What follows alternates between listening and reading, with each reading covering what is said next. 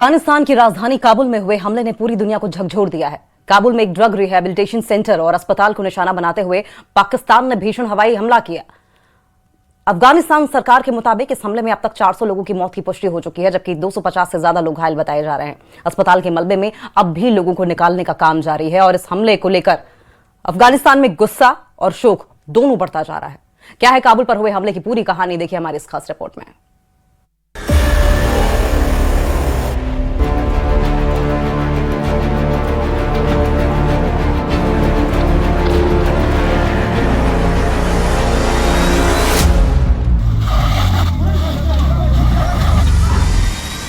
चारों तरफ मलबा, धुएं के गुबार और मदद के लिए पुकारते लोग। अफगानिस्तान की राजधानी काबुल सोमवार देर रात एक भीषण धमाके से दहल उठी। शहर के एक ड्रग रिहैबिलिटेशन सेंटर और अस्पताल को निशाना बनाते हुए पाकिस्तान की ओर से हवाई हमला किया गया। हमले के बाद अस्पताल के आसपास अफरा तफरी मच गई। अफगानिस्तान सरकार के उप सरकारी प्रवक्ता हमदुल्ला फितरत के मुताबिक इस हमले में अब तक 400 लोगों की मौत की पुष्टि हो चुकी है, जबकि 250 से ज्यादा लोग घायल बताए जा रहे हैं।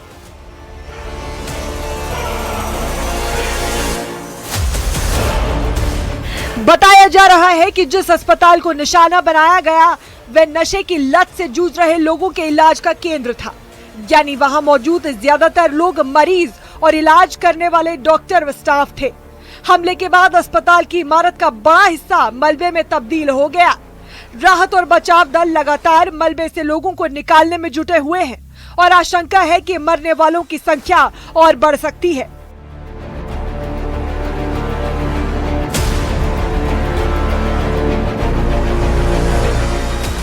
इस मामले को लेकर अफगानिस्तान सरकार ने पाकिस्तान पर गंभीर आरोप लगाए हैं। सरकारी प्रवक्ता ने न्यूज 18 से बातचीत में कहा कि अस्पताल पर हमला करना मानवता के खिलाफ अपराध है। उन्होंने कहा कि पाकिस्तान ने इस हमले में बेगुनाह और असहाय लोगों को निशाना बनाया है। साथ ही अफगानिस्तान के रक्षा मंत्रालय ने साफ किया है कि अब पाकिस्तान को जवाब कैसे देना है, इस पर फैसला जल्द लिया जाएगा। काबुल हमले के बाद तालिबान की तरफ से भी कड़ा बयान सामने आया है। तालिबान ने पाकिस्तान को चेतावनी देते हुए कहा है कि अब कूटनीति का समय खत्म हो चुका है।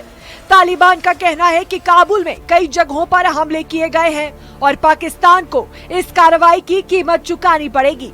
तालिबान नेताओं ने साफ शब्दों में कहा है कि अफगानिस्तान इस हमले का बदला लेगा। इस हमले की गूंज खेल जगत तक भी पहुंच गई है। अफगानिस्तान क्रिकेट टीम के खिलाड़ी इब्राहिम जादरान ने सोशल मीडिया पर पोस्ट करते हुए बताया कि हमले के वक्त वो काबुल में ही मौजूद थे। उन्होंने लिखा कि उन्होंने एक जबरदस्त धमाका सुना और अस्पताल की ओर से आसमान में उड़ती आग की लपटें देखी।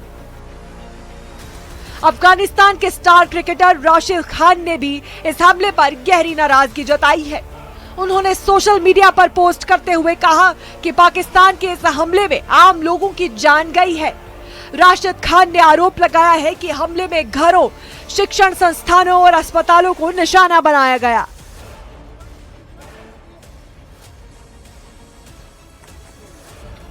काबुल में हुआ ये हमला सैन्य कार्रवाई के साथ साथ सैकड़ों बेगुनाह जिंदगियों की त्रासदी बन गया, जो इलाज और उम्मीद के लिए अस्पताल पहुंचे थे। ऐसे में देखना ये होगा कि अफगानिस्तान आगे क्या कदम उठाएगा। Bureau report, news 18 JKLH। Srinagar की प्रेस कॉलोनी में आज कश्मीरी छात्रों के अभिभावकों ने मौन प्रदर्शन किया और अपने बच्चों की सुरक्षित वापसी की मांग उठाई। बताया जा रहा है कि करीब 250 छात्र अजरबैजान सीमा के पास फंसे हुए हैं, जिनमें ज्यादातर कश्मीरी छात्र हैं जो ईरान में मेडिकल की पढ़ाई कर रहे हैं। अभिभावकों का कहना है कि हालात बेहद नाजुक है और हर पल डर के साए में गुजर रहा है। उन्होंने प्रधानमंत्री नरेंद्र मोदी, विदेश मंत्री एस जयशंकर और जम्मू कश्मीर के मुख्यमंत्री उमर अब्दुल्ला से हस्तक्षेप करके छात्रों को जल्द से जल्द सुरक्षित भारत लाने की अपील की है। ये खास रिपोर्ट देखें।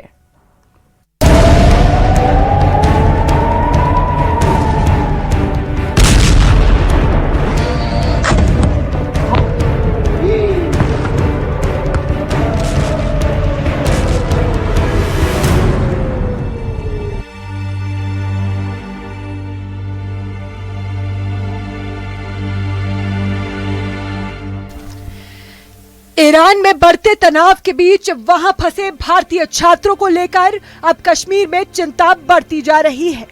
श्रीनगर की प्रेस कॉलोनी में एक भावुक और चिंताजनक तस्वीर देखने को मिला। यहाँ कश्मीरी छात्रों के अभिभावकों ने मौन प्रदर्शन कर अपने बच्चों की सुरक्षित वापसी की मांग उठाई। जब हमारे बच्चे वहां पर है, बीमार है, वो सर्दी है वहां पर बहुत, उनके पास पैसे नहीं है इवन ISD कॉल करने के लिए, वहां पर अब हम पर क्या गुजरेगी। हमें यहां से कोई तो हो जो हमें अपडेट दे कि हो क्या रहा है। इतना तो हम डिजर्व करते हैं ना कि मतलब एक अपडेट हमें मिल जाए कि यहाँ इस जगह से इस जगह पहुंच गए, क्यों नहीं गए, ये वजह है, ताकि हम भी सेटिस्फाइड। अच्छा, जो कैंसिल हो गई टिकटें, वो पैसा कौन देगा, उनको वो उसका क्या हो जाएगा, वो भी कुछ, उसमें भी अनसर्टेनिटी है। There is a chaos. We want that chaos should get cleared and हमें अपडेट किया जाए और बच्चों को वहां पर जल्द से जल्द निकाला जाए। जानकारी के मुताबिक ईरान में पढ़ाई कर रहे करीब 250 छात्र इस समय अजरबैजान सीमा के पास फंसे हुए हैं। इनमें ज्यादातर छात्र कश्मीर से हैं, जो ईरान के विभिन्न शहरों में मेडिकल की पढ़ाई कर रहे थे। हालात बिगड़ने के बाद छात्रों को अलग अलग शहरों से निकालकर सुरक्षित इलाकों में ले जाया गया है, लेकिन स्थिति अभी भी पूरी तरह सुरक्षित नहीं मानी जा रही। तेहरान स्थित भारतीय दूतावास ने छात्रों को सलाह दी है कि वे अपने जोखिम पर आर्मेनिया और अजरबैजान की ओर जा सकते हैं, लेकिन इस सलाह ने अभिभावकों की चिंता और बढ़ा दी है। माता पिता का कहना है कि विदेशी जमीन पर बिना सुरक्षा के सीमा पार करना उनके बच्चों के लिए बेहद जोखिम भरा हो सकता है। हमारे बच्चों को as soon as possible war zone से इवैक्यूएट करें, लेकिन उसमें क्या गवर्नमेंट का था कि वो क्यों नहीं कर पाए, तो वो हमें नहीं पता। बट इतना है कि गवर्नमेंट के थ्रू हमें ये था कि आप अपनी टिकट्स खुद करें, वीजाज खुद बुक करें। हमारा इतना हेल्प रहेगा कि आपको जो है बच्चों को एस्कॉर्ट दिया जाएगा अप टू द बॉर्डर्स, और बाकी उनको खुद करना है। ठीक है, तो हाँ, पहले था कि आर्मेनिया बॉर्डर के थ्रू जाएं बच्चे, लेकिन जब हमने वहां का जो टिकट करा था तो वो कैंसिल हो गई थी कुछ टिकट्स। तो फिर वहां से हमें ये मैसेज आया था कि आप ऐसा करें कि अजरबैजान के थ्रू आप टिकट्स को बुक करें, जो हमने करा। वीजा भी है, प्रॉपर डॉक्यूमेंटेशन सब कुछ किया है हमने, वीजा प्रोसेस किया, टिकट प्रोसेस की, PNR नंबर उनको दिया। अब उनको ये था कि प्रदर्शन कर रहे अभिभावकों का कहना है कि वे पिछले कई दिनों से लगातार डर और अनिश्चितता के माहौल में जी रहे हैं। एक अभिभावक ने कहा, हम हर पल खौफ में जी रहे हैं। हमारे बच्चे तनाव के बीच ईरान में फंसे हुए हैं और हमें नहीं पता कि अगला पल क्या लेकर आएगा। with proper coordination between Tehran embassy in India और in Azerbaijan, उनको आपस में कोऑर्डिनेट करना था बच्चों को कि कैसे ग्रुप्स में पार ले जाए। इसमें क्या हुआ, जो 21 का जिनको टिकट है वो पार हो गए हैं, जो 14, 15, 16 के हैं वो वहीं स्टक है और बॉर्डर को बंद किया गया है। अभिभावकों ने भारत सरकार से तुरंत हस्तक्षेप करने की अपील की है। उन्होंने प्रधानमंत्री नरेंद्र मोदी और विदेश मंत्री S जयशंकर से छात्रों की सुरक्षित वापसी सुनिश्चित करने की मांग की है। साथ ही उन्होंने जम्मू कश्मीर के मुख्यमंत्री उमर अब्दुल्ला से भी इस मामले में हस्तक्षेप कर केंद्र सरकार से बातचीत करने की अपील की है। बताया जा रहा है कि कुछ छात्र आर्मेनिया पहुंच चुके हैं और अब भारत लौटने के लिए उड़ानों का इंतजार कर रहे हैं, लेकिन बड़ी संख्या में छात्र अभी भी सीमा के पास फंसे हुए हैं। ऐसे में परिवारों की चिंता लगातार बढ़ती जा रही है और हर गुजरता दिन उनके लिए और ज्यादा बेचैनी लेकर आ रहा है। श्रीनगर की प्रेस कॉलोनी में हुआ ये मौन प्रदर्शन दरअसल उन सैकड़ों परिवारों की आवाज है जो अपने बच्चों की सलामती के लिए हर पल दुआ कर रहे हैं। ईरान में फंसे ये छात्र सिर्फ आंकड़े नहीं बल्कि किसी के बेटे बेटियां हैं और अब उनके परिवारों की एक ही मांग है कि उनके बच्चे जल्द से जल्द सुरक्षित अपने घर लौट आएं। न्यूज़ 18 के लिए श्रीनगर से सरोज कफील की रिपोर्ट।